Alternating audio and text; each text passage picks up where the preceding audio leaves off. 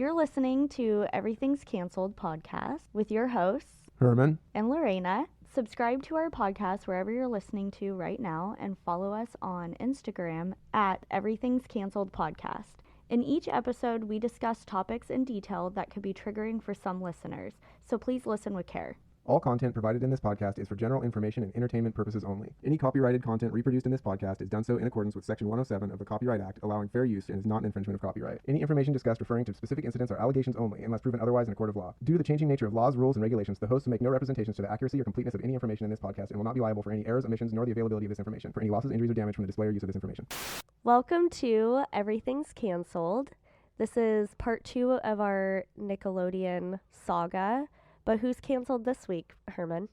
Nickelodeon and Brian Peck. So this is part 2. Last episode, we talked about Dan Schneider and all of Dan Schneider's victims. His creations and his victims and the environment he created at Nickelodeon on the mini shows that he created for Nickelodeon. Yeah, but I'm kind of ready to leave Dan Schneider in the last episode and move on to Brian Peck. I want to start out this episode saying, I'm kind of hoping to find more on Brian Peck. I really want to take Brian Peck down.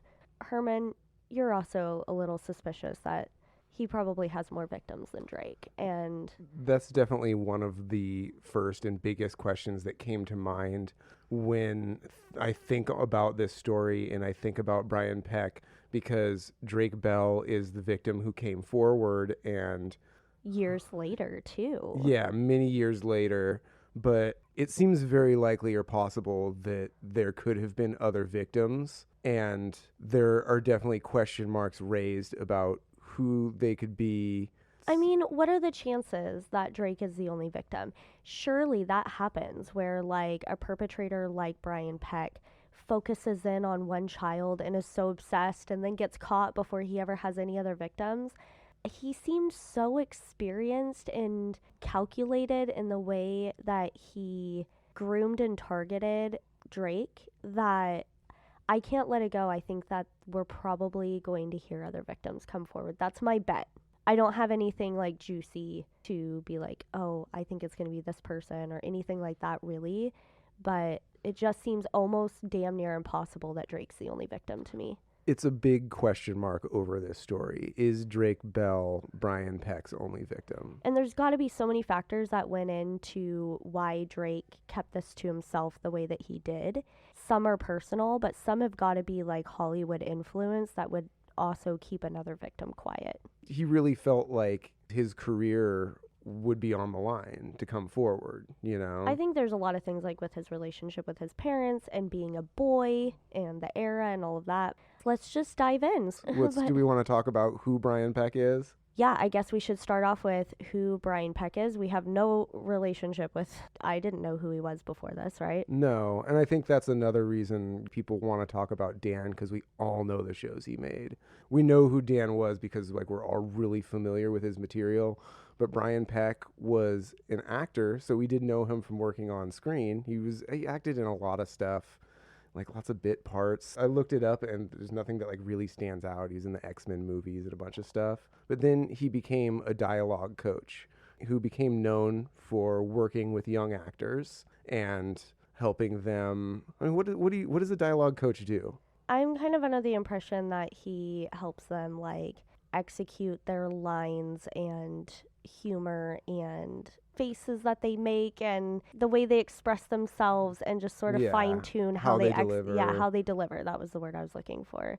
Help them memorize their lines. And it also seems like, we're going to get into this, it seems like they spend a lot of time with these actors, not just correcting them on the spot, but training them behind closed doors, which really does invite opportunities to be alone with these kids. Because there's just a lot of time. We can all say we wouldn't leave our kid alone with an adult like this, but when they've been your boss for a long time and you're okay, I have other kids, I need to do other things, this is my kid's job, my kid has a job that's unconventional, so I'm going to do unconventional things. Am I going to sit and watch them recite lines for 4 hours right now, or am I going to go run errands while they do this? They spend a lot of one-on-one time together behind the stage. Yeah, I've never worked on a movie or a TV set before, So I don't know exactly what a dialogue coach does. I can kind of infer a little bit based on that title. But what I can tell based on what we know about Brian Peck and Drake Bell's relationship and some of these others is that it definitely involves working one-on-one with your client, and they work together a lot. Something that's interesting, like a side note, Drake was offered an opportunity to be on a different documentary a few years ago. He never names that documentary, but I think it's safe to assume it's the documentary called Open Secret, and you can find it on YouTube. I actually really hope that we get the opportunity to do an episode on it because I got deep into it, and it's even darker than this one, in my opinion. A lot of the actors that was talked about was kind of the era before the Drake situation. It seemed to be 80s and 90s stuff more than 90s and 2000s. And it's all the exact same experiences where these dialogue coaches spent a lot of alone time with these kids, and that was very normal. And the parents were encouraged to leave these kids alone with them. And the industry trains you up when you go to these trainings where they teach you how to be a child actor. They're like, you should go get your headshot. And should your mom have your headshots when you walk in? No, you should. Once you are 8 years old, you are your own boss. I don't want you to say, oh, my mommy has them in her purse. I need to go get them. You need to already have them and be prepared to be in this room alone with me. You are an adult. They are training these parents to believe that they can treat their children like adult employees and just leave them alone. So these kids are being groomed to be alone with these dialogue coaches and whoever else, which is, I think, a huge part of what makes these kids in Hollywood really vulnerable. They talk about how the parents are always supposed to be with them on set, but that in the kind of lax environment that takes place on a lot of Nickelodeon sets, and I'd imagine this happens on a lot of other sets too, where at a certain point they're being pressured to work more and more, to work more hours. It's just not really like feasible to have your parent in the room with you for every single thing that goes on. So while the parents are supposed to be with their children who are working on these sets at all times, it doesn't really always happen. It definitely didn't really always happen in like on the All That set. I kind of got the impression that there was kind of like a boardroom with snacks for parents to hang out together while the kids, it's like the parents were there in the same building, like a green room or but something, not necessarily in the same room. Also, like, people don't acknowledge this. They're like, oh my God, they would leave their kids alone on set.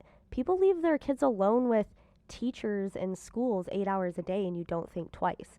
We leave our kids alone with people. I think there's some parents in the documentary that I'm like, wow, I can't believe you did some of this. But also, like, you have to look at this whole picture. Like, when they tell you it was normal, it felt okay to leave their kids alone in these situations. It's because parents feel okay leaving their kids alone at school every day. It's part of life, leaving your kids with other adults. I also consider the time in that we now know today, like, I'm a parent now, I've got young kids. I came from the generation where this stuff was starting to come out. I'm the generation that's constantly warned to not leave your kids alone. Maybe don't have sleepovers. Maybe don't do these things. This generation didn't have the generation before them telling these things. This was what led to a lot of stranger danger, was the things that happened before 2000. Yeah, well, you talked about the previous documentary that kind of talks about a little bit about what the environment was like in Hollywood leading up to this time period. And, you know, allegations are that a lot of these same things were taking place throughout that entire time. It's not like it was a new thing. Yeah. The other thing that we should talk about when we talk about Brian Peck is he did appear on All That as a fairly infamous character known as Pickle Boy. You remember the Pickle Boy sketches? Pickle Boy. He hates pickles. Is this the glory hole one? Yes. And he's the character of that? He plays Pickle Boy. Pickle Boy. His pickles taste bad. And Pickle Boy was a recurring character on All That. And there's some odd lines about Pickle. Obviously, Pickle Boy, he gives people pickles. He's obsessed with, there's a line that they say, he's Pickle Boy. He likes to hurt and tease pickles. Pickle Boy likes to hurt and tease Pickles. It's very odd. And so Pickle Boy, played by Brian Peck, was, like I said, a recurring character, and he often appeared in scenes with the celebrity guest who was on all that, and it usually involved something about giving them a pickle, like the one that they show in the documentary that is particularly strange, perverted, I guess. The one that features Ray Romano, and Ray Romano is trapped in his dressing room I and don't all think I that. caught that was him. Maybe I did. He's complaining about how he's starving and has nothing to eat, and Pickle Boy happens to be walking outside Ray Romano's dressing room that also happens to have a like open deadbolt hole in the door, and so Pickle Boy slides a pickle through the hole in the door that Ray Romano is happy to eat. And we know what this is. Yeah, Let's it not literally looks fucking- like a glory. It like zooms in on the Yeah. pickle going into the hole like a glory hole, Yeah, and then and then Ray Romano, who I forgot that was him, eats the pickle, and it's like literally Pickle Boy's just going around like offering his dick to everyone. Is essentially what it is. Yeah, okay. Pickle Boy, the best pickle boy in the world. Okay, I had to break that down for anyone who didn't Yeah, couldn't in get that case you image, I couldn't guess. Figure out, the the Freudian imagery of fucking Pickle Boy. When I had to listen back Let us to- analyze that one for you. When I had to listen back to my voice on the last podcast where I'm like, nose boy, and it was not a nose, it was a dick and balls. Dick and balls. And I was like, okay, I need to lay off the podcast microphone here. Yeah, no shit. No shit. Sorry, I was adding effect. Now you know, Pickle Boy.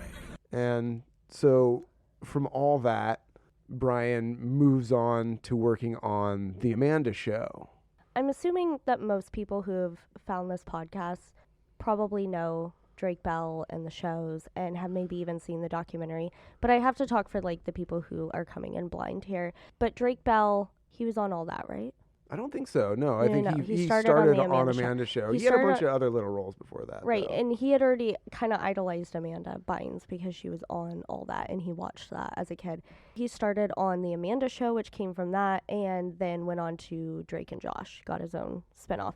So this story happens from The Amanda Show to the beginning to the of Drake window and Josh. before Drake and Yeah. Josh. Yeah, so this is that time period before that. Kind of like So his career is 2000, really taking off. 2003, yeah. Yeah, this is right when his career is taking off to about to really take off. Yeah, he's about to basically get his big break from And being on Dan- TV to having his own show. Yeah, and he's working with Dan Schneider and Brian Peck. Mm-hmm. They know he's going to be the next star. Like, he is going to be the preteen heartthrob, and they know that. Can we just talk about Drake for like 1 second? When I was watching Drake's interview, I say in the last episode, I'd never seen Drake and Josh or The Amanda Show, so I didn't really know who Drake Bell was. So this was like kind of a new person to me. Amanda Bynes too. And when I was watching his interview, looking at his face, he reminded me of so many different other people and so many things. One thing that really came to mind is Corey Feldman. I kept thinking about Corey Feldman, and that brings us back to kind of like the stories of people who are child stars who came before that. And I mean, I don't know if maybe they just kind of look similar, or they've been through the same kind of stuff, or maybe they go to the same plastic surgeon. But there's something that's really common about all these children. And Drake says it himself, where he talks about how he had this dream. He had this dream, I want to make people laugh. Just like Amanda, like so many of these other kids who have this like thing that they want to be. They see, they have their favorite stars, famous actors and actresses from the past that they idolize and they like really look up to, and they have these big dreams, and they are really kind of like these special children too. Not that they're better than other kids or anything, but they're these kids who have this special set of traits and characteristics that make them the kid that always wants to be funny, that wants to stand out, that wants to entertain everybody and be the center of attention, and also the ones who are really capable of doing it and being so funny and having that light shine on them when they do that. It's interesting because I have the opposite experience that, like, I loved Drake. He was my preteen heartthrob. So I watched all those shows, loved him. And it was actually really heartbreaking for me to see him in this interview as an adult. I have a complicated relationship with Drake in that I loved him on TV and thought he was so cute. Then years later, heard about his court case where he was convicted of child endangerment because he was talking to a minor. We're going to get into the details of that. And I never looked deeper into that. I was like, oh, great, another celebrity I love did something shitty. Cool. And then moved on. And then I saw him here, and it's like, okay, Drake's about the same age as me. We have some similar trauma. And I was like looking in his eyes, and I was like, one, that's a man who's been through a lot. And two, he is just now opening up these wounds. And if I have ever seen it, that is a man who is currently in therapy right now. He has therapy words. He has heartbreak in his eyes. He's very genuine, very sweet. And you just want to reach through the screen and just like hold him. He says specifically that I have never talked about these things outside of therapy. And you can tell. You can tell. Mm-hmm. It's written all over him. Yeah. He's squirming in his chair too. You know, one thing that I saw that was really gut-wrenching for me is when he does talk about the abuse that he went through. The way he describes it is... his body language. Yeah. They try to get him engaged, like, to talk about some of the details within his comforts. And he kind of squirms in his chair, and you see him cross his legs and, like, clench his bottom half, like he's remembering the pain and he's replaying it in his head. And I saw that and I was just like, God, this poor kid. And he just says, imagine the worst things that someone can do to a child, and that is what happened to me, the worst things. And it does flash to the court papers, and it gives descriptive words that you're just like, charges, fuck, this poor fucking kid. He went through the thing. No ifs, ands, or buts. This poor kid was raped. I think that everybody knows a kid like that. Yeah. Or maybe you have a kid like that. Maybe you were a kid like that. Maybe these kids who they have this very simple thing that they want to be, and it's just, I want to sing, I want to dance, I want people to pay attention to me. And the way that impulse and those special kind of characteristics, the things that make these kids special, are exploited and degraded, is just really sad and hurtful to watch. I remember watching him on Drake and Josh, which was after everything that happened to him, and he was so happy, and you're just like, oh, like, how could he have been broken? It's like, these were his happy moments. This is what he used as an escape. But it's interesting because, like, back to watching him in this interview, I don't know about you, but it's like, okay, here's a 30-something-year-old man, and all I see is a little boy right now. And I think when we have these things happen to them, like, I'm 30, I have trauma, I can walk through life looking like a 30-year-old woman, and I can even right now flippantly say I went through trauma and I look just fine. But when I have to sit down and talk about it and someone's looking at me, I think they see like the broken little girl in me. And that is what I saw in Drake. I was looking in on that where it's just like, it's very real. And I mean, obviously we have the court papers to corroborate, but if we didn't, we could look at him and be like, this is honest, this is true, this is pain, this is what this looks like. How many of these child stars make it to adulthood successfully, to having adult careers successfully? He certainly it's didn't. Not a lot of them. And one of the other actors from all that, Kyle Sullivan, he talks about the way that all of this affected him, and he describes it as that he became disillusioned immediately.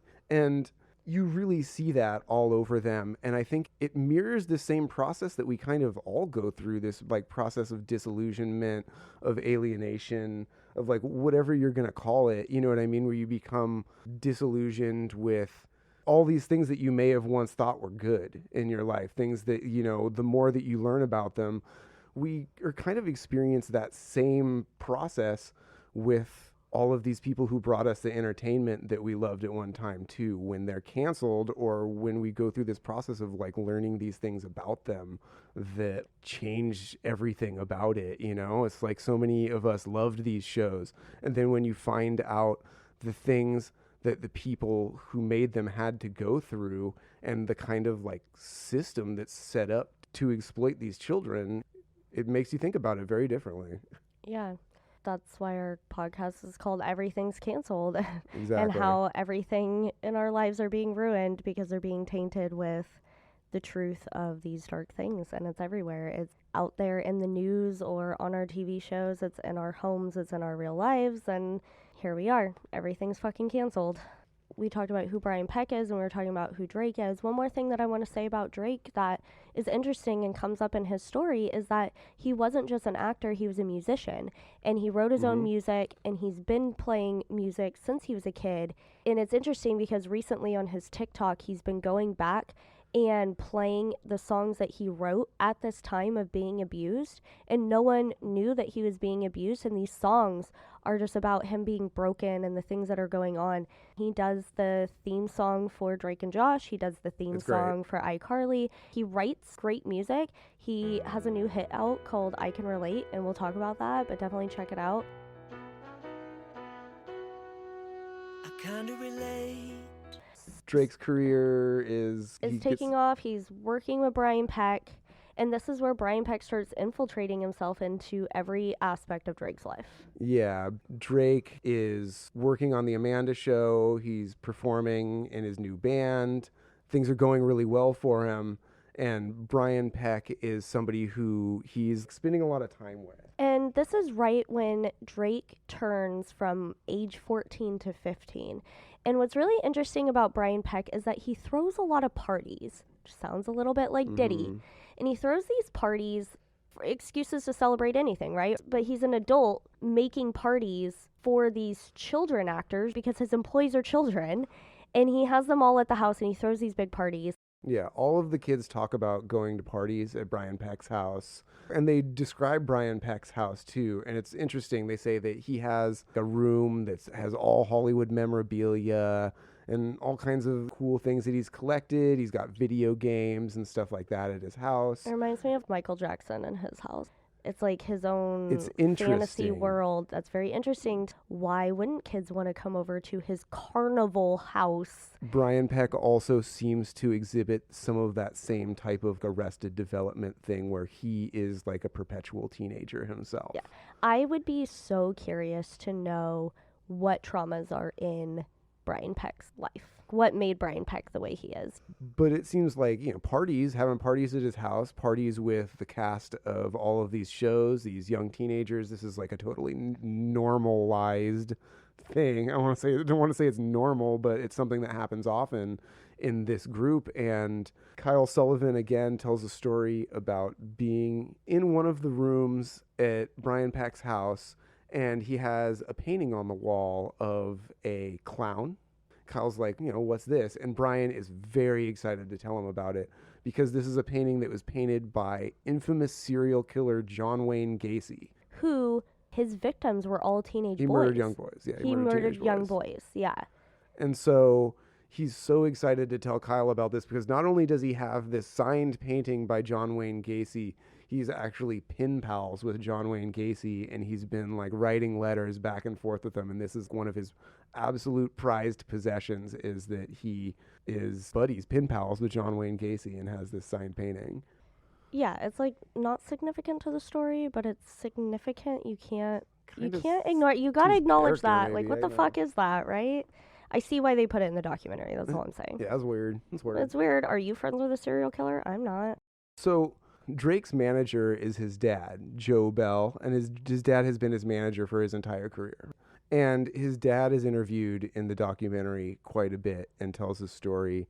He's now America's favorite dad. He's yeah, so sweet. He's a very identifiable. You really feel his feelings. It's very cathartic. He's this long-haired, kind of hippie-looking dad who's not afraid to cry and very sweet. I was struck by both Drake and his candor as far as the way that they tell their story and their sincerity, where it's written all over their faces. One, how true this is, and two, how much it affected their lives and them emotionally. So Joe describes a little bit about what it was like to work on set with Drake and Brian Peck. And Brian Peck would just kind of always be around Drake. They were real close. It seemed like he was always finding times to touch him that just didn't seem necessary. Like he'd be putting on his clothes or something and Brian would help him and things. It's just like, well, why are you touching my son right now? And it's interesting because they throw that back to showing images of Brian Peck working on previous shows. And one of the shows that he worked on was Growing Pains with Leonardo DiCaprio. And they show images of the same thing where it's like he's real close. He's always touching Leo's arm. And it's just kind of like, okay. And Leo being like 14, 15. Yeah. He's a young kid. They're like, okay, well, Leo was the hottest young actor in Hollywood at the time. Hottest as in popular, not. Yeah. Just to be clear, I just didn't want you. Well, I mean, he was certainly a heartthrob as well. For a young girl. Yes. For young people who are attracted to Leo, I guess. We don't want to include the Brian Pecks of the world in there, but I guess so. So when Joe, Drake's dad, would bring this up with the other family members, like the other parents or other people on set, he said that he would get the same response. It was that Brian Peck, he was openly gay. And this is right at the height of like a lot of gay acceptance in Hollywood. Like we're early getting like 2000s, so like we've got like Will and Grace, we've got Ellen, we've got, you know what I mean? But it's also like pre-gay marriage. It's a really precarious time, I would say, for like gay rights. It's a sensitive time for sure. Yeah. And so it's interesting because when Joe would bring up that he felt that he was uncomfortable the ways that Brian seemed to be getting close to Drake, he said he felt like he was criticized and that he wasn't allowed to say anything critical about him. They'd say that, oh, well, you know that Brian's gay. Maybe you're just being homophobic. He's a touchy-feely type of guy. Definitely at this time, people would stereotype gay people as being pedophiles. Oh, if you would be gay, you would probably touch children. So imagine like accusing a gay man of being too friendly with children. It's like you're stereotyping them in the way that at the time is being talked about. Yeah, and I think this is important to talk about, because it kind of creates like an interesting situation where you have basically something that is often brought up as an anti-LGBTQ or like an anti-wokeness type of argument, which is that either gay people are inherently pedophiles, which we know is absolutely ridiculous, but also that the LGBTQ movement as a whole is something that harbors pedophiles or like protects pedophiles. Them, yeah. And that's something that would be like a really common argument. And in this case, that almost seems to play out, right? Because you have Brian Peck, since he is out as openly gay, then it's like, oh, well, criticizing anything he does, maybe you're just being homophobic. But I wanted to dig a little bit more into that narrative because it might read that way on the surface, but that type of like gay panic argument, first off, to make the argument that the LGBTQ community harbors pedophiles or it is a goal of that community to try and make pedophiles or pedophilia acceptable for some reason is a ridiculous argument on its face. And I think that what you really have in this situation is you have a person who is a pedophile who's hiding behind being LGBTQ. This isn't somebody who is actually part of that community. This is somebody who is using this identity to launder what they're doing as something else. We were just talking about this the other day, that nobody is trying to protect pedophiles.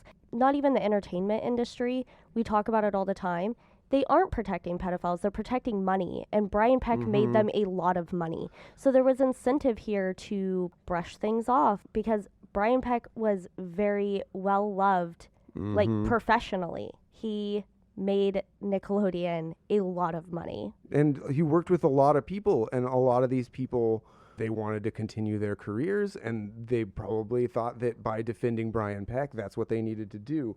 So that kind of brings me to my second point as well, where you have all of these people who are supposedly defending Brian Peck or being like, well, maybe if you're criticizing him, like, are you just being homophobic? What you really have is you have people who are posing as LGBTQ allies, but what they really are is they're collaborators. They're people who are collaborating in not only Brian Peck's offenses, but they're collaborating by creating the environment that allows him the power and the access to commit his crimes. Right.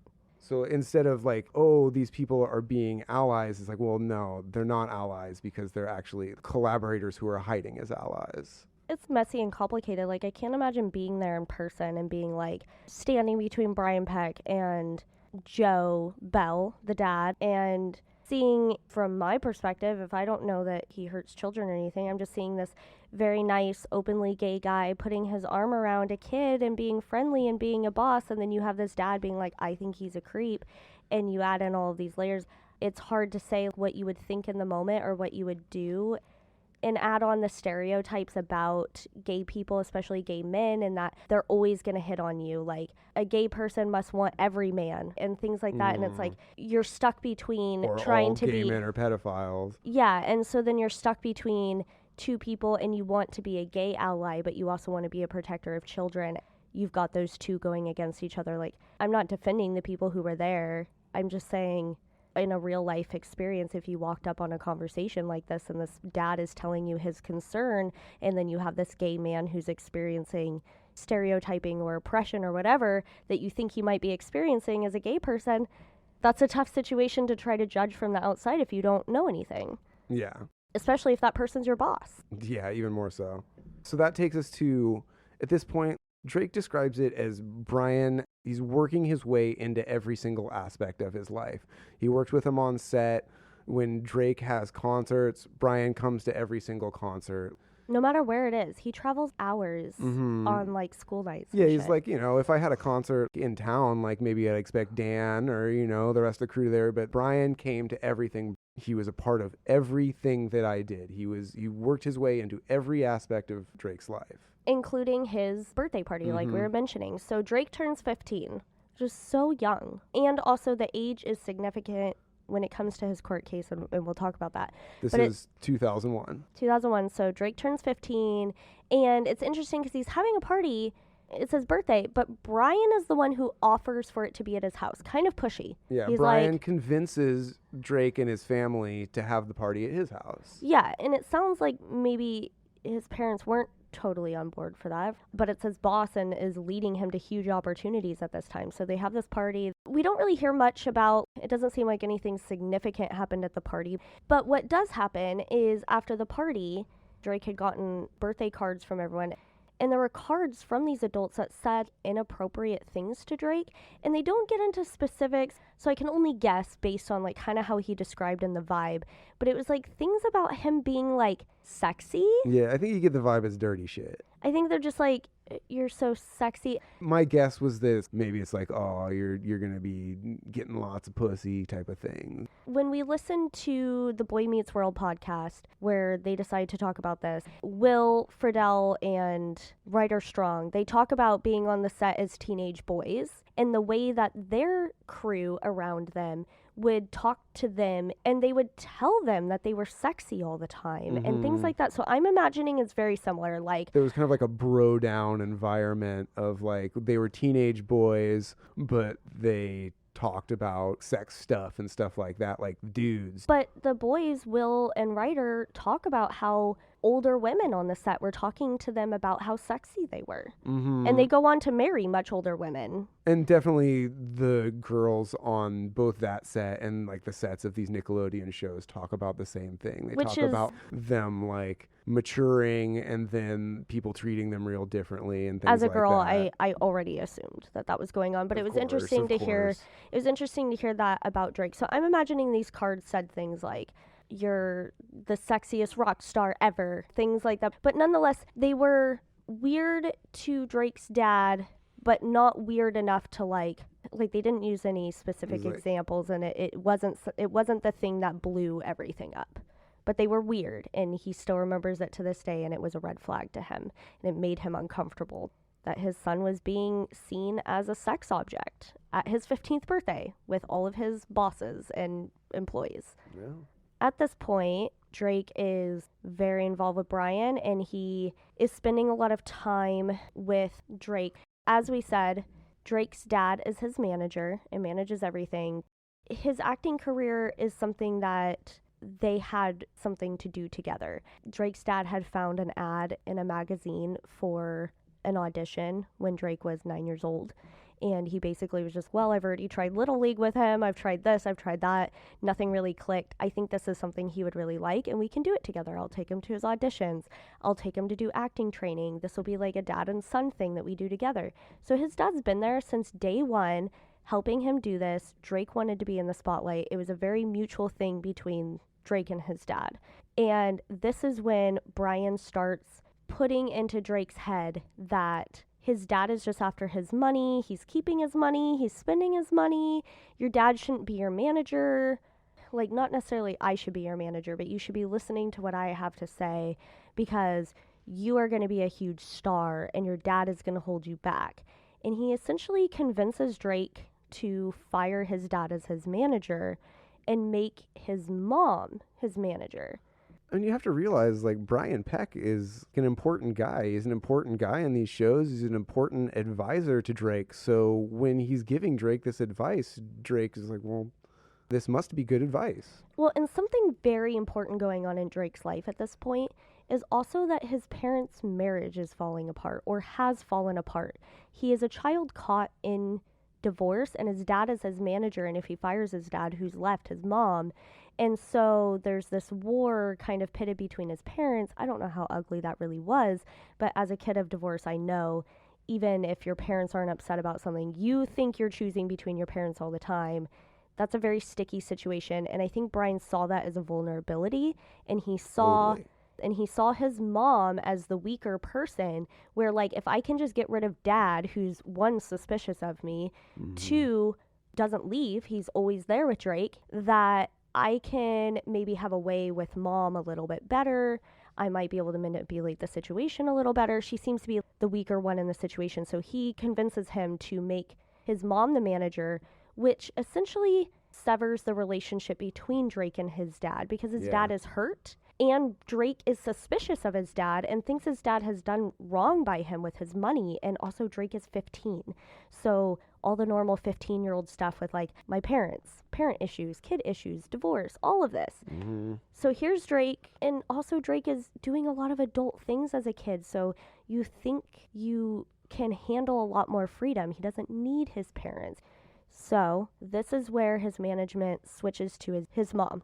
And what does his dad say? Whatever makes you happy. I just want you to be happy. But he goes to his mom and he says, please watch Brian Peck with our son. Keep an eye on him. Keep him safe. Never leave him alone with him. And mom doesn't listen for whatever reasons. Like I said, I think it's normal to start leaving your kid alone places with people you've met before. Brian Peck probably went balls to the wall making this woman feel comfortable with him. He was trusted, yeah, and he was manipulating them in a number of ways. And that's the way that Drake describes it happening, is that over time, well, doesn't it make more sense for Brian to come pick me up from Orange County to take me to LA for my auditions, and then it's going to be late for him to drive me home, so doesn't it just make sense for me to stay over the night and stay the weekend? And those type of things just come into play, and they come into play more and more. And ultimately, that leads to Brian having a lot of access to Drake. Yeah, we often, like, villainize parents who are just like, why would you leave your child with a stranger or whatever? It's something like 95 or 99% of child sexual abuse cases are done by someone who the family trusts. Brian Peck was trusted. He was not a stranger. He'd been at all the concerts. He threw his birthday party. He's been alone with him a lot and nothing's happened, right? And he's important to his career, too. You know what I mean? Like, this is somebody who they really see as having helped Drake a lot and who is going to help him as far as making the next steps in his career. Well, and on the flip side, it's understandable why this adult would be somewhat obsessed with him because it's not just him that's making Drake have a career. He's going to benefit off making Drake big, right? It would make sense. You're like, this guy's so invested in my kid because my kid is also going to help him make a lot of money and be big. It's a mutual relationship where they're mutually benefiting off each other. So it's not just the weirdo down the street that's all of a sudden wanting to go to your kid's concerts. No, this guy is wanting to see Drake be big because that is what he's banking on for his career. So this leads us right to the incident, the first incident. And at this point, Drake is staying the night at his house for one of those, oh, we're going to be working late. And then And then, oh, it's late and I don't want to Whatever the drive. situation, And he's- one of yeah, he those spends the night, situations. yeah. And he talks about how, like, when he spent the night at Brian's house before, he crashes on the couch. Like, he doesn't even change his clothes. He sort of just slips his shoes off. He's sleeping in his shorts, his jeans, whatever. And he just sort of, like, falls asleep on the couch the way that teenage boys just kind of crash somewhere. So it's not like he's been made a bed or anything. He's sort of just there. And he's asleep. And, you know, not to get too graphic, but he wakes up to what is hinted and assumed to be Brian performing oral sex on him. That is, they don't say that, but it seems like that is what we can assume. And Drake is sort of frozen and in shock. I can't imagine. He can't even get a lot of the words out of his thoughts or anything. Just sort of like, there's your first sexual experience and then it's rape. There's a lot of shock and there's a lot to like process. And then add on that this is your boss and it's an adult and this is not okay. And did I say no? Should I have done something? There's so many thoughts that would go into like a little 15-year-old boy's mind who's never done anything like this before. He went home, he didn't say anything. He didn't say anything. His description of the event really portrays the way he feels and the way it affects him. And he's just like, one morning, everything changed, and I knew that my life would never be the same. And from there, he just describes the way he felt. What am I supposed to do? Like, am I supposed to go call my mom and tell her this just happened and I'm just going to wait here for you to pick me up? He was frozen. He didn't know what to do. Yeah, would Brian have hurt him if he's like, I'm going to call my mom, and he has to wait for this guy to take him home? He's at the mercy of this guy. Yeah, he said, I don't drive. I don't know how to leave. Like, I'm trapped. If he hints that he's going to get him in trouble, does he hurt him? Does he threaten him? Does he take his job? And then there's embarrassment and shame and awkwardness. He's a 15-year-old boy. And he's been sexually abused, and there's just a lot of layers. So this kind of increases the obsession of Brian toward Drake. And I don't know if he was expecting it to not happen again, or if he kind of knew it would happen again. I don't really know. He doesn't get into like the evolvement from the first incident to the second incident, or how many times it happened. No. But it seems like it keeps happening however many times. As escalation. He says there's an escalation, and that basically from there the abuse got worse and worse every time that this happened. He does describe the abuse, not the specific incidences, but he does describe it as both extensive and he uses the words pretty brutal.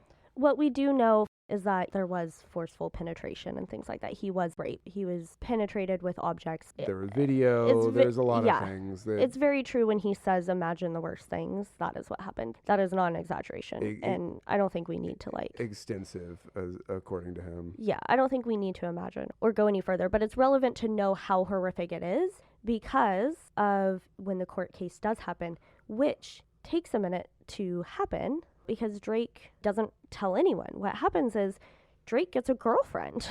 Yeah. And I kind of put myself in that position, just trying to like think about, wow, this is all happening to him. He's being sexually abused by a man and this huge secret. And he's going through the evolution of his first girlfriend. And like, is he thinking about having sex with her and like losing his virginity? And he's having to face this new intimate relationship with a girl his own age. And he's going through these first experiences that leads us to this night where he's hanging out at his girlfriend's house and he's having dinner with her family and he is on the couch and his phone is blowing up by his abuser. Yeah, he's talking about how he's in this early relationship and he's like, well, I get a girlfriend and we're spending all our time together. I went over to her house. I was there all the time. The abuse isn't really continuing just because he's spending all the time with his new girlfriend, which is something that teenagers do, you know? Yeah, essentially this girlfriend is in the way of Brian Peck. And I think he's starting to feel Drake pull away. And I'm sure as an abuser, that's going to bring panic, right? You're going to be like, is he pulling away because he's going to tell someone? Is he pulling away like, who knows what goes up in his twisted mind? Does he think Drake is interested in him? Does he think that he's in a relationship with Drake? We can only imagine, right? But he's feeling Drake distant and pulling away. And he's not answering his calls. And he's sitting there at dinner on the couch with his girlfriend's family, and the phone is just going off over and over and over. Brian will not stop calling, and he keeps ignoring it, hanging it up. And his girlfriend's mom kind of takes notice and is just like, why is this? I know he's your boss, but like, why is this adult man this calling this 40-year-old teenage man boy calling over you? and over? Why is he power calling you like this? That is not normal. And what it is that happened this night is that Brian was wanting to take Drake to Disneyland, which is like just the ultimate grooming thing. Just like, can you get any more stereotypical, you know? And Drake had double booked. He had made plans with his girlfriend, forgot he needed to go to Disneyland with this 40-year-old dude, and was just like, sorry, I double booked, but I want to be with my girlfriend. And Brian is just not having it. He's not letting go. So his girlfriend's mom pulls him into the kitchen and is just like, what's up? Why is this dude calling you Why over is and this dude over? calling you? Like, is something going to happen? And she calls Drake's mom up and is like, I think you need to put Drake in therapy because I'm worried something is going to happen to him. That was kind of the stance she took. If something hasn't already happened, something is going to happen. This guy is a creep. She sort of like hands the situation off to Drake's mom. And he goes and he talks to a therapist. And they sort of like conclude like, yeah, it's great that we had this talk and before anything happened. Great. And that was the end of that. Drake didn't say things had already happened. So he does eventually call his mom. He describes having like a breaking point Yeah, moment he where has like he a breakdown just where comes clean and like, blurts tells it all his out. mom like this happened. Yeah, he blurts it all out. And she immediately calls the police. So, like, credit to her. And they begin the investigation. And Drake describes it as being really traumatic. He says that, you know, he has to go through the whole process of describing in detail every single thing that happened to him to two complete strangers. Part of the investigation involves him calling Brian Peck and attempting to solicit a confession from him.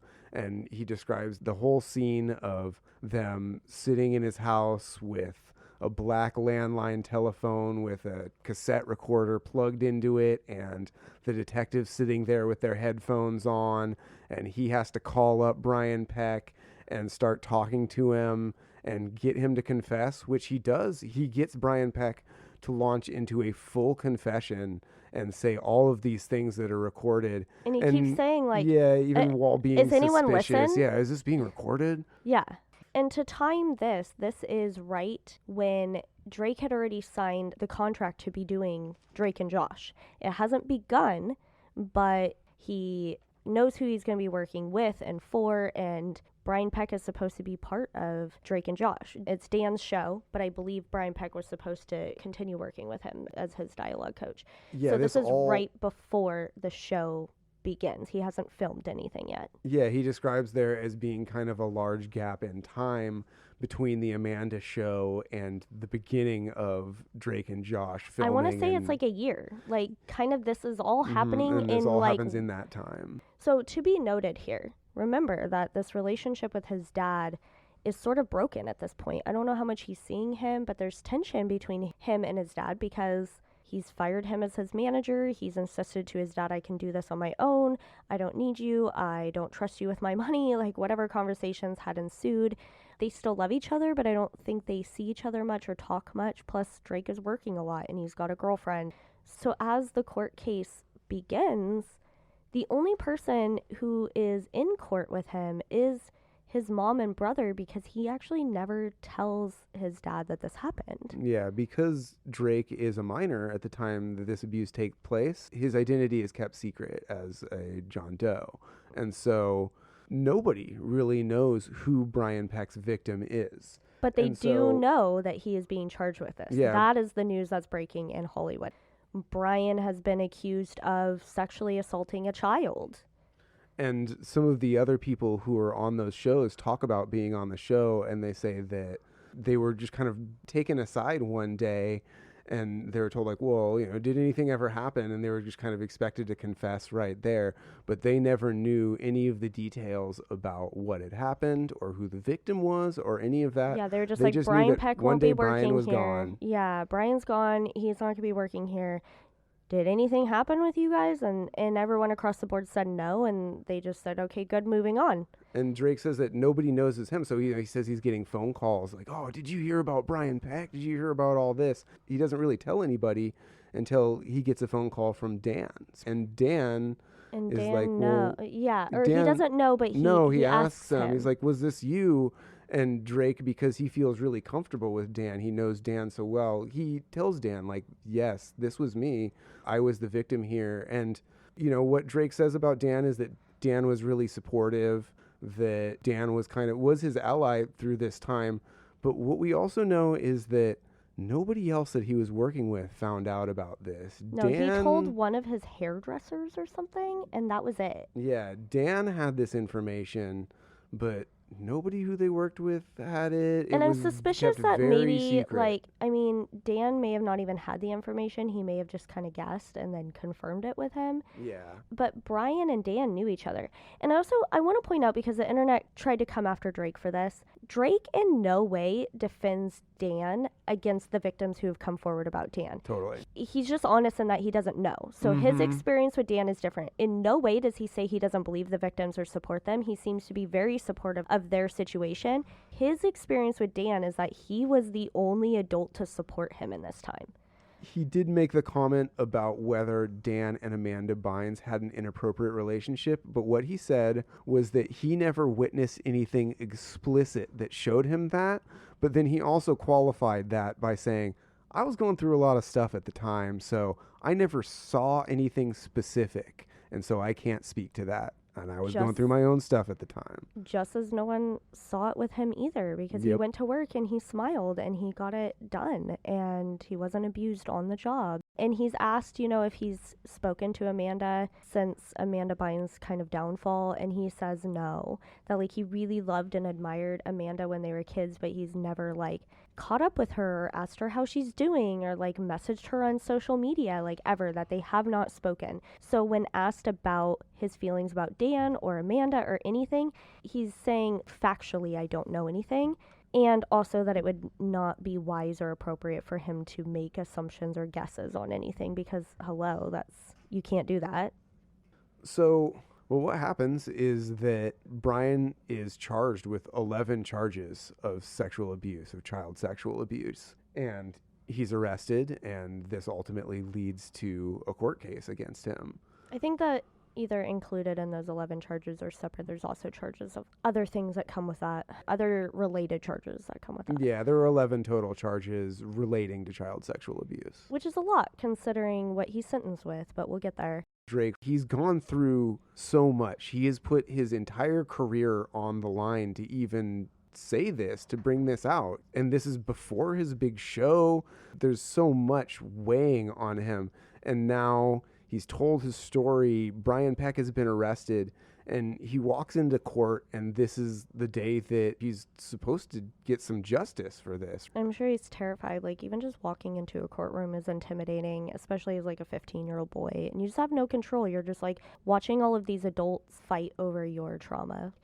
Everyone's speaking for you. He doesn't speak, by the way, but when he walks in, like we said, he had not told his dad what happened, so he's only there. His side of the courtroom is only his mom and brother. And the other side of the courtroom, on Brian's side, is jam-packed full of people who are there to support him.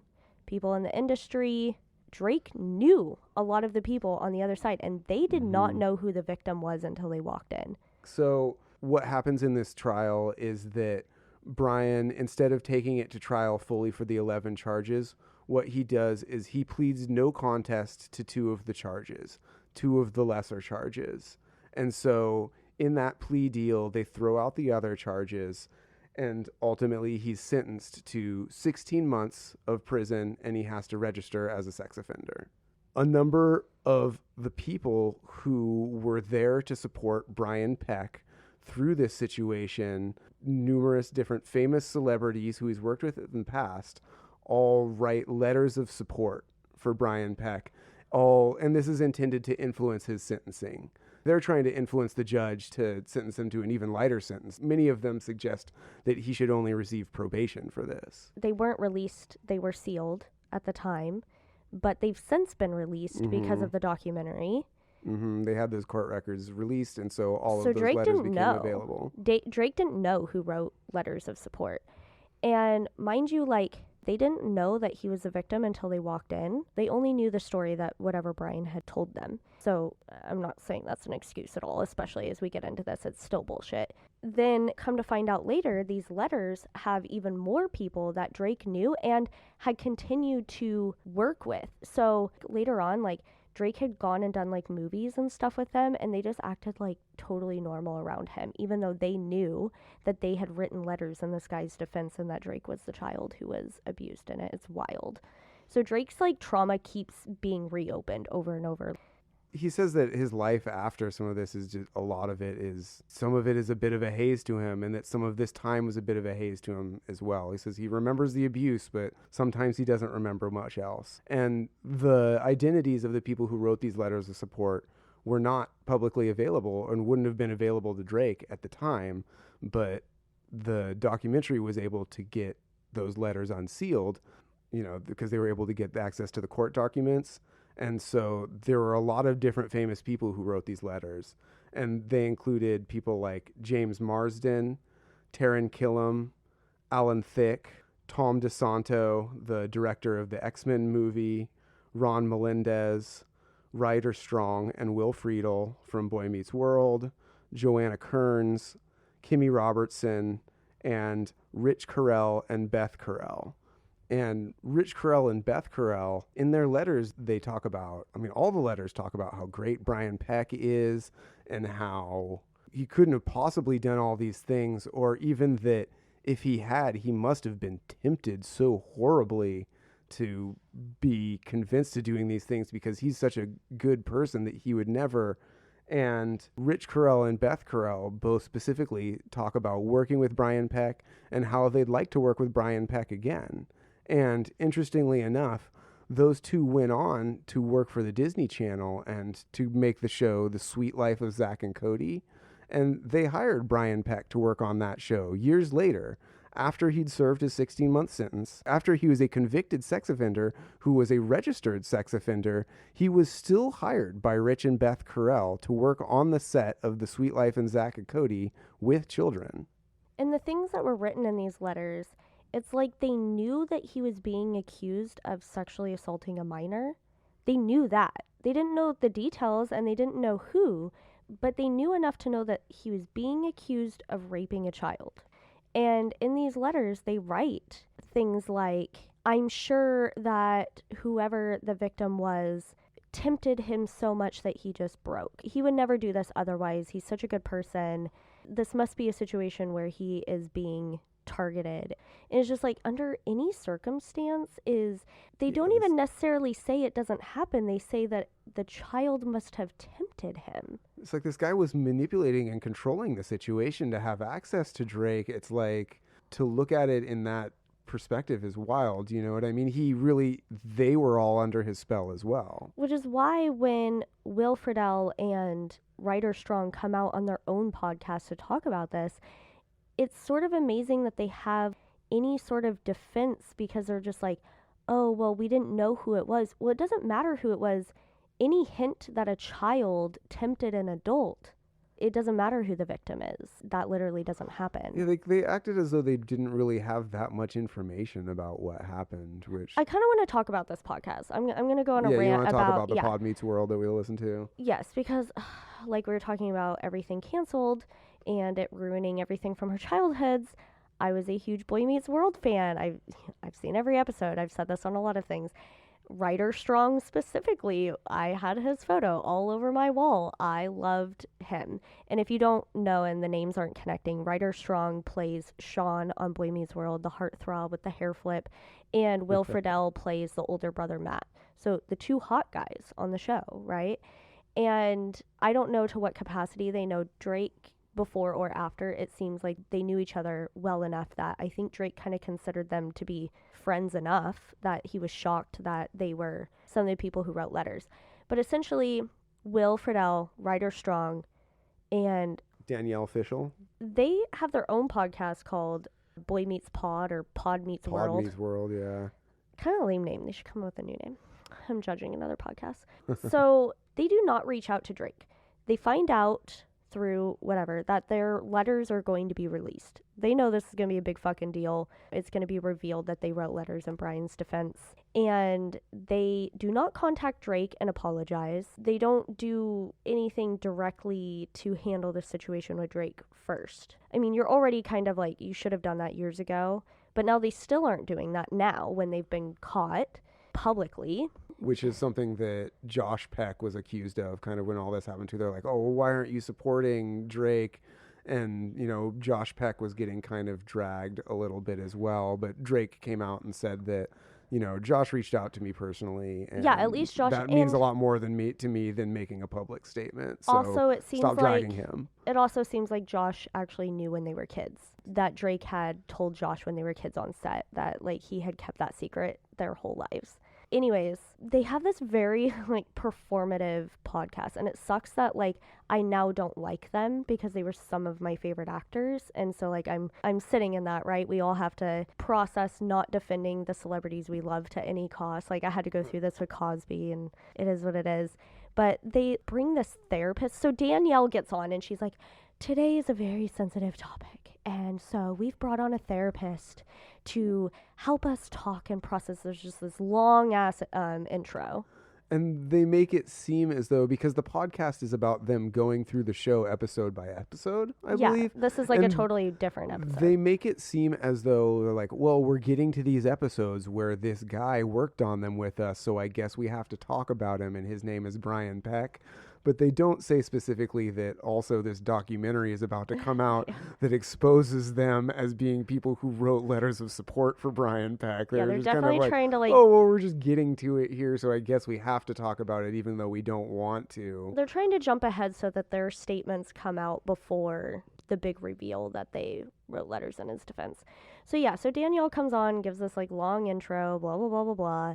Will Friedle kind of, I feel like he talks the most about it. And he basically plays it, they both play it off like, we were really young, we only knew Brian's side, we didn't know who the victim was. Brian told us he was the victim, and he was our friend. We had great experiences with him. All we did was just write these letters. And they do try to say, like, now that we're older and we have children, they seem apologetic. They're just like, I wish I hadn't done that. It was wrong that they fucked up. They say they fucked up. But the truth is, counteract to that, one, they didn't talk to Drake, so that's super fucked up. Like, it just is. They should have just reached out to Drake and been like, I was wrong. I shouldn't have done that. Two, they weren't really that young. They were something like 27 and 24. They were not... At the time of the trial, right? Yeah. When they wrote these letters. And that's something that Drake says when he's criticizing. He's like, you know, I appreciate some of the things they said, but they didn't talk to me. And also, they kind of make it sound like when they wrote these letters, they were still teenagers. Like, they were just kids who didn't know better. But by the time of the trial came around, these dudes they're grown-ass men. Yeah, they were definitely, like, if you don't know what raping a child is at 27, like, you couldn't use any discretion. Or you're willing to make excuses for it. And they do go on to say, like, a lot of this was normalized for them because in the industry, like, they had their own experiences with these adults hitting on them when they were teenagers, and they were very sexualized as heartthrobs, and the adults around them, especially older women, would flirt on them. They went on to marry older women, and that all of this changed for them when they became fathers, and they would, you know, not let their kids be in the industry for these reasons. So they do a whole thing, you know, and I do give them credit in that they admit that they were wrong and that they should have just known better. But they definitely kind of turn themselves into victims and try to downplay it a bit. And the whole podcast, the whole time, they're like, we didn't want to do this podcast. This is so icky to talk about. It sucks. And, like, I guess I get what they're saying. But it's also just like, so this is all a PR thing. You didn't actually want to do this. You don't actually want to talk to Drake and apologize. You don't actually want to, like, have important conversations about abuse in the industry. You are being forced into this because your letters are being revealed. You need a PR thing. If you don't say anything, you're definitely going to be canceled. And this is all to protect your image. And Drake calls them out on that. He, like, posts on his Twitter and was just kind of like, you still haven't apologized to me, like, fuck you. So that's the big one. That's the T on Will Friedle or Friedle, I don't know how you say that, and Ryder Strong. And Danielle's, like, sort of an accomplice. Like, she's the girl who goes on it as their apologist. And it's just like, these men are having, like, they're processing that they witnessed trauma, and they are processing their own thing, and like, I brought on the therapist and I think this is important and I'm going to help these men orchestrate this conversation. And it's just sort of like, dude, Danielle, like, there's a little boy that was raped, and did you call him? Did you tell these men to call them? Like, it sucks. That's what they did. If you were to follow the narrative of the documentary, we're a little out of order because they set up the Brian Peck story by going a little bit back in time, not that much further before that, but they tell a story about another person who worked at Nickelodeon. And, well, they tell two stories, honestly, but one we're going to cover in detail and one we're going to cover very briefly about people who worked at Nickelodeon and the ways in which oversight over who was allowed to work on set at Nickelodeon and who was allowed to work with children was simply not as good as it should have been, because not only was Brian Peck allowed to work on set, there were two other pedophiles who were working at Nickelodeon at that time or before that time, like shortly before that time, who got access to their victims by working at Nickelodeon and who were convicted. The one story that is the most significant is told by the mother of one of the victims. She goes by MJ on the show, and her daughter is Brandy. This girl was 11 years old at the time that she was an extra on the Amanda Show. And when she was an extra on the Amanda Show, she came into contact with Jason Handy, because Jason Handy was a production assistant on the Amanda Show. And if you remember what the job of a production assistant is that it's their job to kind of like make everything flow on set, as far as like particularly having the actors be in the right place at the right time. And so Jason Handy's job, kind of similar to Brian Peck, involved working one-on-one with the actors and the extras and the children on set often. That was something that he did all the time. It's interesting when we talk about predators in Hollywood, because it's like, oh, why is Hollywood full of pedophiles? And I think we often talk about how people who crave or abuse power, all of these careers, cops, teachers, priests, whatever, why are they all abusers? People who are seeking to abuse power, they seek out these positions where they are given, one, handed victims, people who work with children, and two, they're given this power that they're able to. So it's like, of course, we're going to see an increase of this type of abuse in these areas, because those type of abusers seek out those jobs. And then you have things like Hollywood, where we're handing children alone and vulnerable to these adults. And Jason Handy really fits that profile of, like, I don't know, he fits the profile in so many ways. A lot of people who worked on these different sets worked with him. They all knew him. And so they describe him in a lot of different ways. They have a lot of experience with him. Everybody who worked on all that in the later years, they all worked with this guy, they say. And he's kind of younger. Yeah, he's a younger guy. They're like, he's a goofy white boy from Nebraska. They say he's real friendly and personable and jokey. He's always around. They specifically say, like, oh, he would join us for Bible study. Ultimately, this leads to Jason Handy coming into contact with Brandy when she is an extra on the Amanda Bynes show, or on the Amanda Show.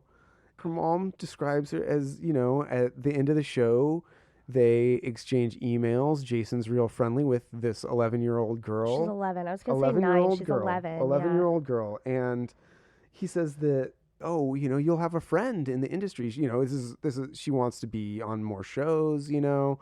So it's like, oh, I'll have a friend with you. And this leads to them having like a friendly relationship where they're emailing back and forth. And this is back when it's normal. This happened to Early me. 2000s, yeah. I went on a tour in New York once, and my tour bus driver, I was also 11.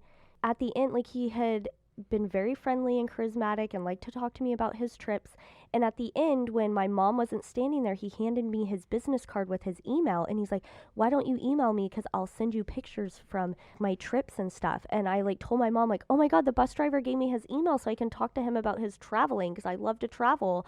And she's like, over my dead body will you email this man? He is being a creep. Do not email him. But email was normal. Like, that would have been It's not normal for an adult to email a child, but kind of. It wouldn't have been. That was how you had pen pals at the time. Yeah, that was how you communicated and shared.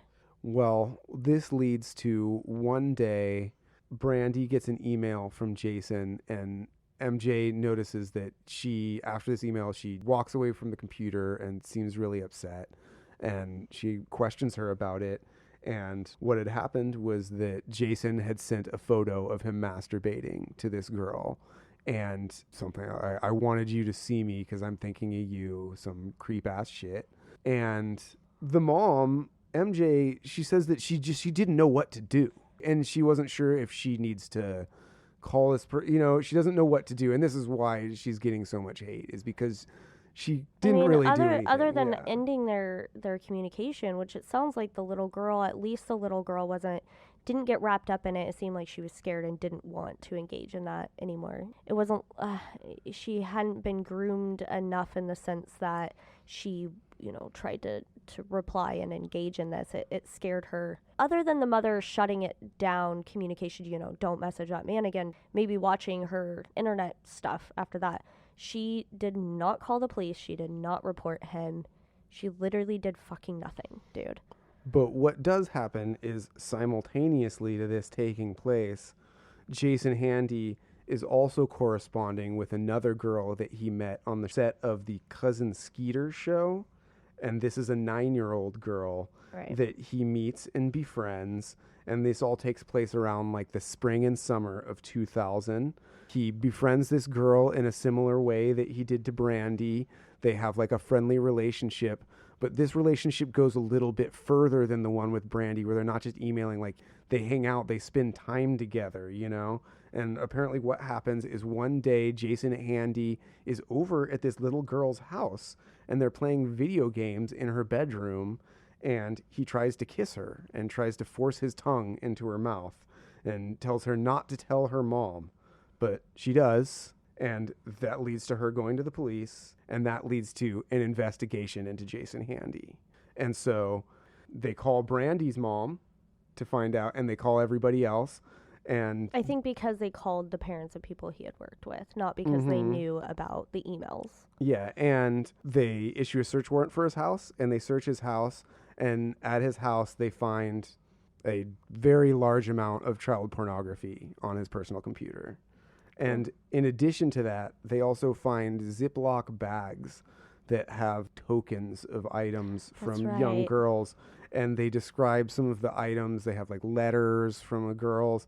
And he even has things like he has a pair of underwear that is in a bag with a girl's name on it who's 7 years old.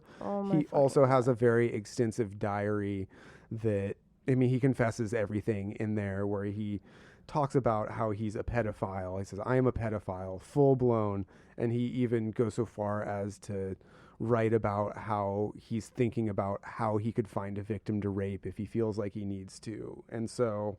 Don't they find something of Brandy's? One of the tokens that he has is stuff from Brandy. I can't remember. I think it's like letters or something. Yeah, it's something not super, like, It's shocking. not her underwear, but he does have like other little girls' underwear. Like fucked up shit. And so he's convicted, 2 felonies and a misdemeanor, and therefore both cases, both this other little girl and the case with Brandy, they say that he never apologizes to the little girls. And similar to with what happened with Brian Peck, people who worked on the shows with him just describe him as the next day he was just gone. He was disappeared from set. And there's one other pedophile who also worked at Nickelodeon, and this is like a little bit after Brian Peck, but this is a guy who was apparently like he was a temp worker or like a freelancer who was hired by Nickelodeon. And supposedly Nickelodeon, they didn't do as much work as far as vetting the people who are freelancers who worked for them. And so they didn't do background checks on freelancers. And so this person who had a prior conviction as a sex offender, his name was Azel Channel, was hired by Nickelodeon, and he ended up meeting a young boy on set of a Nickelodeon show and abusing him on the Nickelodeon lot. It just seems like, they're everywhere. Even, Matthew Underwood, which I can't remember what show he works on, but he's Zoe 101, I think. He came forward because people were really, specifically Alexa Nichols or Nicholas? Alexa Nicholas. Alexa Nicholas was really putting pressure on him to make a statement. I don't know if she had suspicions or, specifically why she was putting so much pressure on him and a few others. But he finally came out on his Instagram and was just, okay, fine, like, you all need to consider that some of us don't want to talk, not because we don't want to help victims or anything, but because we're processing our own shit. And, Matthew Underwood comes out that he had been sexually abused by, I believe, his agent, someone within the industry that he, as a young preteen, had also been sexually abused. Yeah, he was abused by his agent as a teenager when he was 19. He said that he was abused younger. I think he was abused by a family member as well. Yeah, or like a friend's family member, and then being abused again as an older teenager, as a 19-year-old by his former agent. Yeah, and so like this documentary, obviously by its title, it's not the Drake documentary, it's not the Dan documentary, it's Quiet on Set. It's talking about how this is also a huge Hollywood problem. It's a problem in our homes, it's a problem in sports, it's a problem in churches, but it's also a huge problem in Hollywood. And so this is sort of bringing to light, how can we protect these kids? How can we make changes? Can we do better background checks? Can we do better investigations? How did Nickelodeon have so many fucking pedophiles on site? We've got to look at that. Who can be held responsible to some degree? What could these parents have done differently? What signs were there? Like, this is bringing up a lot that we need to talk about. If we're going to continue having children be actors and on these shows, we can't have a whole nother generation of this. Yeah, it's the story of Drake, and it's the story of Brian Peck and all of these things, but it's really about the environment that was created by Nickelodeon. And really, it seems like this was a common environment on a lot of different sets, whether they're movie sets or television sets, and also going back historically, where there are children who are vulnerable, people's careers are on the line, and then it's people who have power who are able to exploit them, and they're able to use their positions to do horrible things, unspeakable things. And then beyond that, it seems as though there's this entire environment and this entire system that is there to support them as far as like continuing having careers. And it really seems as though you either get with it or you get kicked out the other end. Right. There's sexual abuse and power abuse everywhere. So when we talk about child abusers, it's like, okay, well, like, where do you get children for this? Where do you get children to make child porn? Where do you get children to abuse for yourself?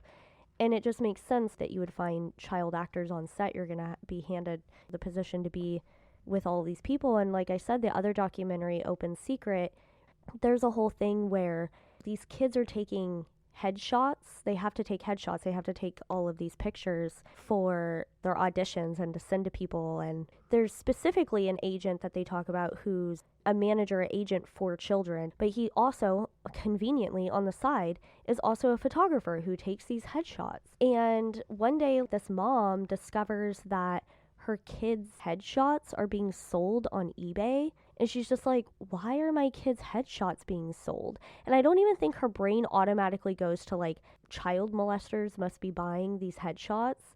But at first she's just like, well, why are she's they just like, why? Like, why would they sell? And why would they sell for $90? And like, a lot of the photos are not just headshots. Yeah, that's another thing. Shirtless photos. Think about like like specifically the images in my head of these pictures are like, imagine the 90s, 2000s where like they showed young boys are in the pictures, and it's like. Do you remember the Calvin Klein ads with Bijou Phillips? Yeah, it's very similar, but criticized for the same thing. I remember these photos looked very similar to that, where they're these photos of shirtless young boys, and at the same angle where it's like this down angle of them like sitting. It's what I was really gonna say is like similar imagery. Speaking on the style of the time, it's like in the early 2000s, I just remember the pictures of the boys that were on there, and they have like button-down Hawaiian shirts open with those like white puka shells around their neck. Mm-hmm. Remember when that was like popular? Very boy bandy. Yeah, and so when I looked at the pictures, like, because I'm not a pedophile, I looked at it, I was like, oh, I remember when all of that was in style. Totally. And like, I live in California, it's hot, boys walk around without shirts all the time, that's very normal. So I looked at the picture, I was like, oh, that would actually, if I was a parent at the time and someone's taking a picture of my son and his shirt was undone and it's like a Hawaiian shirt and he looks like he's a California kid in the summer with his little puka shells and long hair, I don't know if I would have been like, oh, you're taking a picture of my kid shirtless from this angle. I can see how the pictures came to be and how a mom wouldn't have been immediately suspicious. Had it been a girl with an unbuttoned shirt, that would have been different, but it was a boy. I think it's interesting the way in which these abusers and people who are very much bad intentioned are able to launder those intentions through supposedly like having good intentions. Yeah, they walk that line between what's normal and what's not. The same way that Brian Peck was able to hide behind identifying as being openly gay, it's like also the same situation with Dan and the type of environment that they had on his shows on set, where it's like, oh, we joke around, this is really fun, and it's like on one level, like, oh, that seems really cool. Don't you want to work in a workplace environment where people have fun and joke around and are like candid with each other like that? They seem to get along, but then that is an environment in which they're able to launder this type of behavior that is perverted and goes as far as child molestation. Right. So like I said, it kind of walks that line of it's normal for this boy to have a button down shirt. You know what I mean? Mm-hmm. But anyways, so this mom finds, why is my kid's headshots? And she starts discovering all these other kids' headshots that are selling for insane amounts. Also consider the time and inflation. We're talking about the year 2000 or whatever. Yeah, these like pictures eBay. We're talking eBay. And we're talking like $100 for a kid's even I remember like $300 for some of them. Yeah, like a lot of money. So she starts her own investigation, which now it looks like she kind of has her own foundation for protecting child actors. So obviously this became like her mission. And she starts watching the sellers, who's selling these things, who's bidding on them. And she starts tracking these names, and she finds one in particular that just keeps popping up as a seller, and she like takes the screen name and she starts tracking it. She like figured it out. There was some connection where she was able to put it together. She was able to like put it together that it's her own kid's agent. The guy who took the photos and the guy who's getting her kid jobs is taking those headshots of her son and these other kids and selling them to other child molesters. The things that we're told are just, exaggerations of sex trafficking and not what it really looks like. Or something. Wayfair shit. This is an example of one of those times where it's like, this is what was happening. Some version of that taking place, at least, yeah. And so she figures that out. And so anyways, this is how like the industry is infiltrated with pedophiles and abusers, is because there's all these little types of opportunities for every type of pedophile. The ones that want child pictures and child porn, ones that want children for themselves, ones that want young kids, ones that want teenagers. It's giving a lot of opportunities for all these types of abuses. And so I think that's why like Hollywood is getting this label as like Hollywood pedos, and people are going as far as satanic, whatever. Well, there is a real problem here, let's look at what we can see for sure. But it's logical. Like I said, the math. This is a great opportunity in place for an abuser to go find children. And also, like, I'm not sure if I mentioned this on the last podcast, but when we talk about Dan Schneider and the scenes that he was doing with the kids that are really sexual, and a lot of people are trying to be like, it wasn't even sexual. Like, your mind is in the gutter. You know what is really telling is how, when you go on YouTube and you look up these clips, and people are posting the clips now to try to reference this documentary and things, but when you go and look at these clips and you look at the comments, there are hundreds of really creepy old dudes calling them hot. He made child porn for people who want to watch it out there, who maybe don't want to download real child porn and go to jail. And you can tell that he hit the marker for these pedophiles. It was probably a type of video that he enjoyed himself. He knew what he was doing, and he was making it for other creepy people to watch. And you can see that in those comments. There are a lot of creepy men. It's just another example of that kind of process that we're just talking about, where it's like, oh, well, that's just Dan's humor, right? And Dan's humor is often like this really like absurdist type of humor. I think it's interesting because things that are really absurd and off the wall like that, I do think are really funny. Like even in like the Amanda's hot tub sketch or Amanda's jacuzzi sketch, it's like, are we going to eat spaghetti in the hot tub now? Yeah, let's eat some spaghetti. While that's a weird sketch, and so that seems weird in context, like, that's just weird and funny outside of any sort of weird sexual context, like eating spaghetti in a hot tub. That's definitely like Dan's type of humor. But then again, he's able to use this humor to launder the perverted type of things that we talked about in the last episode, the goo face scenes and all of this other stuff, you're using something that's funny, you know what I mean? But you're using it to hide something that is, then it becomes really disturbing and unsettling when you're using that to hide basically like abuse or perverted images or things that are maybe even intended to show off these girls' bodies or things like that. My take on this is, let's just say Dan is completely innocent and he meant nothing by this and our minds are just in the gutter and he wasn't being gross and maybe there's just creepy people out there. Which would be a crazy argument to make, but we can make it for the point. For the sake of argument. Let's say like best case scenario, Dan's not the creep, right? Well, when we talk about protecting these kids, part of protecting them is knowing that there's creeps out there who will sexualize these things. Mm-hmm. And so you have to err on the safe side. Totally. If you know, I mean, okay, I know that they didn't really know YouTube was going to be what it was, but if you know that there's going to be a pedophile sitting at home who doesn't want to get in trouble for downloading his own child porn, well, what's your best next option? Let's turn on a kids show. When they go and raid, a pedophile's home, like things that they find in there are like catalogs for kids' clothes, or they find in their search engine that they're looking at like the bathing suit ads for kids. There's ways around it, and one of those ways around it is going and looking at those clips of the Nickelodeon shows, and you see the creepy dudes in the comments who are getting off on it, and it's like that right there. That's what you had to protect them from, Dan. So if you aren't the creep, how could you exploit them and make material out of these kids for creeps? Most people who are trying to protect children are going to think about those things. Yeah, it's not that we are so perverted that we're seeing it as sexual. It's that we're seeing it from like a protective lens of like, this could be taken that way, and we have to protect our kids from that. But it's like, at some point, did an audience of pedophiles figure out that they get this stuff from Nickelodeon and they kept coming back? Did he have an ongoing audience who knew that they could get this kind of material from him? Because that's what it looks like. I mean, I'm sure that was part of the audience for these shows. Yeah, it really seems like it. And the creepy uncle in the room is the entire world watching from the TV. You have invited the pedophile into the room by putting them on TV for anyone to see. So they aren't just being viewed by kids. They're not. So anyways, that is the Drake story. That is the Hollywood Drake story. Well, that's basically the story of Brian Peck and Drake Bell. But I'm going to bring on a part 2 episode of this, which I guess will be part 3 of the Nickelodeon series. We have a lot more to talk about as far as how the rest of Drake Bell's career played out and what happened with him as far as his own cancellation story that comes up after this. Yeah, so part 3 will be Drake's cancellation. And I'm actually envisioning a part 4 and a part 5. I would like to do a deep dive on the Open Secret documentary eventually. And I think we're going to have an episode entirely about Amanda Bynes. So stay tuned for that stuff coming up. And the next episode of Quiet on Set comes out tomorrow at the time of recording this. And so we may have some extra material to bring in on that as well. So thanks for listening. We've been appreciating all of the listeners out there listening to this podcast. Doing things like rating us, sharing us, downloading, following us.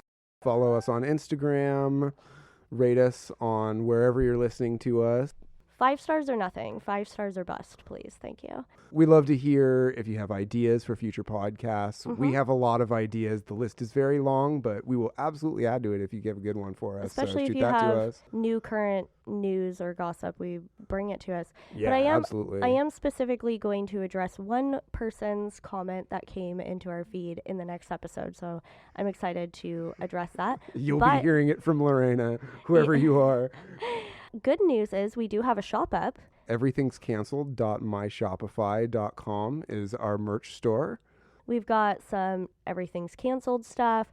We've got some... We've been hard at work coming up with some ideas. If you have any ideas for that one, shoot us too. We got any good merch ideas? I think we have too many, but we'll have a lot more too. Merging our ideas or fighting over whose designs are better has been interesting. But I'm trying to get some like cancel Scientology up, save Amanda Bynes stuff up, and I want to get some stuff for our characters, Lorena Bobbitt and Pee Wee Herman.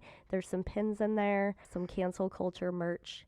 check it out. That would really support us here. Yeah, that's the best way to support us for sure. We're definitely going to be expanding this podcast. We're going to be we're going to try and make these episodes as regular as possible, and so that we're coming back to you on a regular basis. We got a lot in the works, so please stay tuned. Please follow and stick with us. We got a lot more to talk about. We got a whole lot more to say.